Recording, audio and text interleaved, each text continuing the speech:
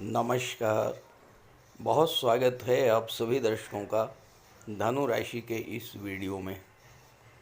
आज मैं धनु राशि के जातकों के लिए एक स्पेशल वीडियो लेकर आया हूं और अगर आप धनु राशि के जातक हैं तो ये वीडियो आपके लिए बेहद महत्वपूर्ण है।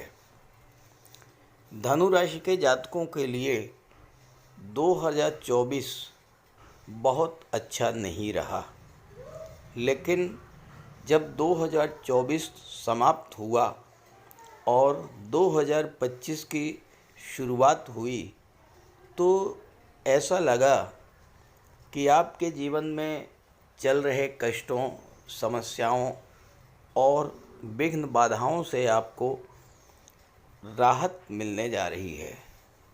लेकिन 2025 के 5 महीने बीत चुके हैं, हालातों में कोई सुधार नहीं आया। जो हालात पहले थे अभी वही हालात ज्यों के त्यों बने हुए हैं। आपने तरह तरह के आर्थिक, शारीरिक और मानसिक कष्ट झेले। इस दौरान भौतिक सुखों में कमी आई, संतान पक्ष से मतभेद हुए या संतान को लेकर चिंताएं बढ़ीं, स्वास्थ्य को लेकर विशेष समस्या रही, खास करके जो जातक ओल्ड एज के थे या सीनियर सिटीजन्स थे। धन की कमी, आर्थिक संकट, कैरियर को लेकर चिंता, नौकरी में परेशानी, व्यापार में अप डाउन्स, ये सब आपके साथ पिछले 5 महीनों से लगातार लगा हुआ है। इन समस्याओं से आप लगातार जूझते चले आए हैं, संघर्ष करते रहे हैं, लेकिन आपको राहत नहीं मिली। बिला वजह के संपत्ति संबंधी विवाद पैदा हो जाना, पैसा फंस जाना, व्यापार में घाटा होना, आपके साथ धोखाधड़ी या चीटिंग होना, कोर्ट कचहरी के चक्कर, ये सब आपने झेला। और अगर आप धनु राशि के जातक हैं तो ज़रूर कमेंट करके बताइएगा क्या आपके साथ ऐसा ही हुआ है, और अगर ऐसा ही हुआ हो तो ज़रूर कमेंट कीजिएगा ताकि आपके साथियों को, आपके मित्रों को जिनके जीवन में ये समस्याएं चल रही हैं उन्हें भी जानकारी मिल सके और वो भी अपना उपाय कर सकें। ये जो वीडियो है ये आपके लिए बेहद महत्वपूर्ण है, क्योंकि इसमें इसी बात पर चर्चा की गई है कि आपके जीवन में चल रही इन समस्याओं का कारण क्या रहा है और अब आपको इन समस्याओं से राहत कब मिलेगी, कब परिवर्तन होगा आपके जीवन में, कब आएगा सुधार। और इसी के साथ इस बात पर भी चर्चा है कि पिछले 5 महीनों में ऐसी क्या ग्रह स्थितियां बनी जिससे आपके जीवन में कोई सकारात्मक परिवर्तन नहीं आया। ये विश्लेषण आपकी चंद्र राशि के आधार पर किया जा रहा है। हालांकि अगर आप धनु लग्न के हैं तो भी आप इस वीडियो को देख सकते हैं और अंत में मैं आपको कुछ उपाय बताऊंगा जिससे आपको राहत मिलेगी। तो ये है धनु राशि के जातकों की वर्तमान में गोचर कुंडली। शनि का गोचर आपकी कुंडली के 4थे भाव में है, राहु 3रे भाव में, देवगुरु 7म भाव में और केतु भाग्य के भाव में गोचर कर रहे हैं। 2025 की जब शुरुआत हुई उस समय शनि आपकी कुंडली के 3रे भाव में गोचर कर रहे थे, अपनी मूल त्रिकोण राशि कुंभ राशि में, कुंडली के 3रे भाव में। 3रे भाव में शनि अच्छा फल प्रदान करते हैं, लेकिन शनि राशि परिवर्तन करने वाले थे और जाते जाते शनि बहुत कुछ दे करके जाना चाहते थे, लेकिन जाने से पहले कुछ दे करके जाते। इसके पहले ही 12 फरवरी को सूर्य का भी गोचर हो गया कुंभ राशि में, और आपकी कुंडली के तीसरे भाव में शनि और सूर्य का गोचर 1 महीने तक रहा, 14 मार्च तक। ज्योतिष शास्त्र में शनि और सूर्य को एक दूसरे का प्रबल शत्रु माना गया है। शनि और सूर्य की युति कभी कभी बेहद कष्टकारी होती है। दो शत्रु ग्रह जब एक साथ गोचर किए तो दोनों ही पीड़ित हुए। शनि भी पीड़ित हुए और सूर्य भी पीड़ित हुए। शनि और सूर्य दोनों की दृष्टि नवम भाव पर पड़ी तो पिता को कष्ट हुआ, भाग्य ने साथ नहीं दिया। शनि की दृष्टि 5वें भाव पर पड़ी तो संतान पक्ष से मतभेद की स्थिति बनी, पिता से मतभेद की स्थिति बनी, शेयर सट्टा लॉटरी में नुकसान हुआ। शनि की दृष्टि 12वें भाव पर पड़ी तो बेला वजह के खर्चे बढ़े, स्वास्थ्य संबंधी समस्याओं से आप पीड़ित हुए। हालांकि सूर्य भाग्य भाव के स्वामी थे, लेकिन शनि के कारण भाग्य ने आपका साथ नहीं दिया, और हो सकता है कि 12 फरवरी से 14 मार्च के बीच आपका ट्रांसफ़र किसी ऐसी जगह पर हो गया हो जहां पर आप जाना ना चाहते हों, और या फिर ऐसा हुआ हो कि बिला वजह की यात्राएं आपको करनी पड़ी हों। शनि धन भाव के स्वामी थे तो आर्थिक संकट की स्थिति भी आपके सामने बनी होगी। आपके मान सम्मान में कमी आई होगी, आत्मविश्वास में कमी आई होगी, और कार्यों की गति मंद हुई होगी। ये सब आपके साथ 12 फरवरी से 14 मार्च के बीच में हुआ होगा। 14 मार्च को जब सूर्य ने राशि परिवर्तन किया तो शनि सूर्य की युति तो भंग हो गई, लेकिन 29 मार्च को एक और बड़ा दुर्योग आपकी गोचर कुंडली में बन गया। शनि 29 मार्च को राशि परिवर्तन करके मीन राशि में आए, चौथे भाव में, और यहाँ राहु के साथ पिशाच योग बन गया, क्योंकि राहु का गोचर उस समय मीन राशि में था। और 29 मार्च से लेकर के 18 मई तक शनि राहु का पिशाच योग आपकी कुंडली के चौथे भाव में बना रहा। पिशाच योग को ज्योतिष शास्त्र का सबसे बड़ा दुर्योग माना गया है, और इस पिशाच योग ने न केवल आपके जीवन में बल्कि पूरे विश्व में बहुत बड़ी उथल पुथल मचाई। ज़्यादा विस्तार से जाने की आवश्यकता नहीं है। पिशाच योग का कितना बड़ा दुष्प्रभाव आपके जीवन पर पड़ा, इसको जानने के लिए आप पिशाच योग का मेरा पिछला वीडियो देख सकते हैं। संक्षेप में कहा जाए तो शनि राहु के पिशाच योग ने आपके पारिवारिक जीवन को तहस नहस किया, काम कारोबार में विघ्न बाधाएं और रुकावटें डाली, कर्ज के बोझ के तले आप दबे, शत्रु बढ़े, शत्रु प्रभावी होगी इस समय। और चूंकि राहु की दृष्टि 12वें भाव पर थी तो विदेश संबंधी कार्यों में आपको बाधा आई, कोर्ट कचहरी के मैटर्स ने आपको परेशान किया। राहु की दृष्टि 8वें भाव पर पड़ी तो ससुराल पक्ष से आपको तनाव बढ़ा, अचानक से धन हानि की स्थिति बनी, और अचानक से आपका स्वास्थ्य बेहद खराब हुआ। इस तरह की समस्याएं शनि राहु के दुर्योग से बनी। ये तो एक उदाहरण के तौर पर मैंने बताया है।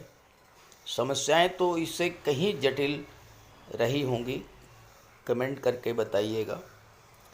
18 मई को शनि राहु का पिशाच योग समाप्त हो गया, लेकिन और एक बड़ा दुर्योग आपके जीवन में बना हुआ था, और वह था मंगल का नीच की राशि में गोचर करना।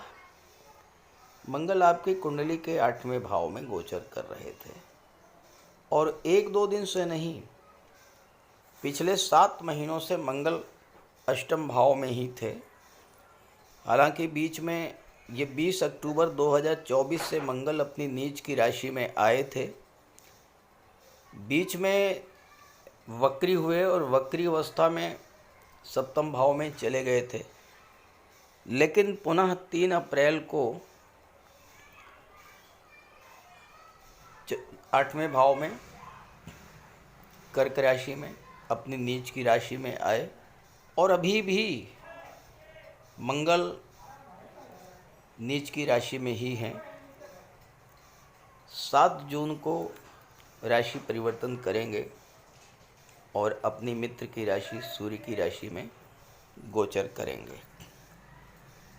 मंगल लड़ाई झगड़े के, युद्ध के कारक होते हैं, क्रोध और उग्रता के कारक होते हैं, चोट चपेट एक्सीडेंट के कारक होते हैं, और ब्लड संबंधी रोगों के कारक होते हैं। और मंगल की दृष्टि आपकी कुंडली के धन भाव पर पड़ रही थी, वाणी के भाव पर। नीच की राशि में मंगल के गोचर के कारण आपके क्रोध और उग्रता में वृद्धि हुई होगी, और हो सकता है कि आवेश में आकर के कोई ऐसा निर्णय आपने लिया हो जिससे आपको आगे चल कर के बहुत बड़ा नुकसान हुआ हो। मंगल की दृष्टि लाभ के भाव पर थी, और जब भी 8वें भाव का संबंध 11वें भाव से बनता है तो आकस्मिक धन लाभ होता है। लेकिन मंगल नीच की राशि में थे, इसलिए आपको आकस्मिक धन हानि की स्थिति से गुजरना पड़ा होगा। 8वां भाव सांघातिक रोगों का होता है, और मंगल ब्लड और सर्जरी के कारक होते हैं। हो सकता है कुछ जातकों के साथ चोट चपेट एक्सीडेंट की घटनाएं भी घटित हुई हों, और ख़ास करके जो लोग हार्ट पेशेंट थे, एंजाइना पेन से पीड़ित थे, जो ब्लड संबंधी रोगों से पीड़ित थे, हाई ब्लड प्रेशर है, पाइल्स की प्रॉब्लम है, इस तरह की समस्याओं से जो लोग जूझ रहे थे, या यूटीआई इन्फेक्शन है, ऐसे जातकों को विशेष कष्ट दिया होगा मंगल ने। कमेंट करके बताइएगा क्या आपके साथ ऐसा हुआ है। जून के महीने से ही ग्रहों के गोचर में जो अस्थायित्व आया, उसके कारण आपको आपके जीवन में भी सुधार देखने को मिलेगा। जब ग्रह परिवर्तनशील रहते हैं, लगातार राशि बदलते रहते हैं, या स्वयं में पीड़ित होते हैं, तो ऐसी स्थिति में अच्छा फल नहीं दे पाते, और आपके जीवन में भी लगातार अप डाउन्स की स्थितियां बनती चली जाती हैं। लेकिन अब जो स्थिति बन रही है उसमें राहु और केतु आने वाले 18 महीनों तक कोई राशि परिवर्तन नहीं करेंगे। राहु तीसरे भाव में रहेंगे, केतु 9वें भाव में रहेंगे, शनि 2.5 वर्षों तक चौथे भाव में रहेंगे, देवगुरु बृहस्पति 7वें भाव में रहेंगे आने वाले 13 महीनों तक। हालांकि बीच में 35 दिनों के लिए राशि परिवर्तन करके कर्क राशि में चले जाएंगे, लेकिन पुनः 7वें भाव में ही आएंगे। तो इस तरह से ये जो 4 बड़े ग्रह जब अस्थायी अवस्था में गोचर करेंगे तो आपको अच्छा फल प्रदान करेंगे। अब देखिए, राहु और शनि दोनों अलग हो चुके हैं। राहु अपने रास्ते, शनि अपने रास्ते, तो दोनों अपने अपने कारक तत्वों से आपको फल प्रदान करेंगे। अब तीसरे भाव में है राहु, आपको बेहद चतुर चालाक बना देंगे, आपकी इंट्यूशन पावर बढ़ा देंगे, आपकी कम्युनिकेशन पावर को बढ़ाएंगे, बोलने की क्षमता, समझने की क्षमता आपकी बढ़ाएंगे। राहु से ज़्यादा चतुर चालाक कोई दूसरा ग्रह नहीं होता है और यहाँ पर गोचर करते हुए राहु की दृष्टि लाभ के भाव पर पड़ेगी, तो राहु आपकी इनकम को बहुत तेज़ी के साथ बढ़ाने का कार्य करेंगे। अपनी बुद्धिमानी, चतुराई, चालाकी के बल पर आप ज़्यादा से ज़्यादा धन अर्जित करने का प्रयास करेंगे। हालांकि कुछ लोग शॉर्टकट अपना सकते हैं, लेकिन शॉर्टकट अपनाने में या जुआ, सट्टा, लॉटरी, इन सब चीज़ों से जो लोग जुड़ेंगे तो उनको फिर नुकसान ही होगा, लाभ नहीं होगा। राहु 7वें भाव पर दृष्टि डालेंगे तो आपके व्यापार व्यवसाय को बुलंदियों पर लेकर के जाएंगे। अचानक से आपके विवाह का योग बन जाएगा। दाम्पत्य जीवन में भी खुशियाँ लौटेंगी और थोड़ा सा ध्यान दे करके चलना होगा। राहु गलतफहमी पैदा करते हैं, तो किसी तरह की गलतफहमी अगर होती है तो उसके लिए यहाँ पर देवगुरु बैठे हुए हैं। क्योंकि गुरु की दृष्टि राहु पर पड़ेगी तो राहु शुभ फल देने के लिए ही बाध्य होंगे और ऐसे में कोई नेगेटिव चीज़ आपके साथ नहीं होगी। गुरु की दृष्टि एकादश भाव पर, लाभ की भाव पर राहु की भी दृष्टि पड़ेगी, तो एकादश भाव पर डबल ट्रांजिट का इफेक्ट होगा। यानी आने वाले 13 महीनों तक आपकी इनकम तेज़ी के साथ बढ़ेगी। व्यापार से इनकम होगी, नौकरी से इनकम होगी, एज ए प्रोफेशनल आपको सफलता मिलेगी। ज़्यादा से ज़्यादा धन अर्जित करेंगे आप इस गोचर काल में। शनि धन भाव के स्वामी होकर के चौथे भाव में, केंद्र के भाव में हैं, गुरु की राशि में, और गुरु की राशि में शनि बहुत अच्छा फल प्रदान करते हैं। तो आने वाले 2.5 वर्षों में शनि आपको इतना धन प्रदान करेंगे कि भूमि, भवन, प्रॉपर्टी, वाहन के सपने आपके इस समय पूरे हो सकते हैं। लेकिन एक बात का ध्यान रखिएगा कि ये जो ग्रह लंबे समय तक एक राशि में गोचर करते हैं तो अचानक से एकदम से कोई फल नहीं मिलता है, समय तो लगता है। धीरे धीरे आपको हर चीज़ का लाभ मिलना शुरू हो जाएगा। आप ये चाहें कि एकदम से गुरु आपको धन प्रदान कर दें, एकदम से शनि आपका मकान बनवा दें, एकदम से राहु आपको कुबेर के भंडार पर बैठा दें, ऐसा नहीं होगा, समय लगेगा। लेकिन धीरे धीरे स्थितियाँ बदलेंगी और आपको जो लाभ मिलने चाहिए हैं वो सभी लाभ आपको मिलने शुरू हो जाएंगे। तो इस गोचर का लाभ उठाइए और एक छोटा सा उपाय करते रहिएगा। आपके राशि के स्वामी देवगुरु बृहस्पति हैं, तो देवगुरु बृहस्पति का उपाय कीजिए, भगवान विष्णु की आराधना कीजिए, साथ ही साथ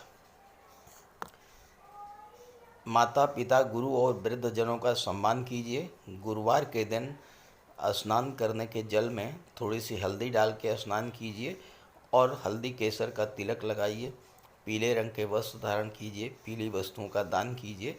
घर में एक केले का वृक्ष लगा लीजिए और उसको जल दीजिए, उसकी पूजा कीजिए। ये सब करते रहेंगे तो आपके लिए समय बहुत अच्छा आ रहा है। इस समय का, इस गोचर का पूरा लाभ उठाइए और ये वीडियो, ये जानकारी अपने साथियों, मित्रों को भी शेयर कीजिएगा। नमस्कार।